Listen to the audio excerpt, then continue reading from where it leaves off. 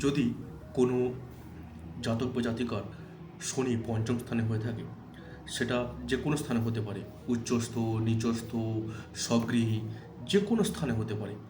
শুধু কোনো জাতক বা জাতিকার শনি যদি পঞ্চম স্থানে হয়ে থাকে, সেটা রাশি থেকে হতে পারে কিংবা লগ্ন থেকে হতে পারে, প্রথমত সেই ব্যক্তিটি প্রচণ্ড পরিমাণে সন্দেহপ্রবণ হয়ে থাকবে। মানে সে পারলে নিজের ওয়াইফকে বা হাজব্যান্ডকে সন্দেহ করবে। নাম্বার 2, ফ্যামিলির যে কোনো সদস্যকে সন্দেহ করবে। তার স্বভাবটাই হবে সন্দেহ প্রবণ। আর একটা ব্যাপার, এটা মানে রেমেডি বলতে পারেন কিংবা প্রেডিকশন বলতে পারেন।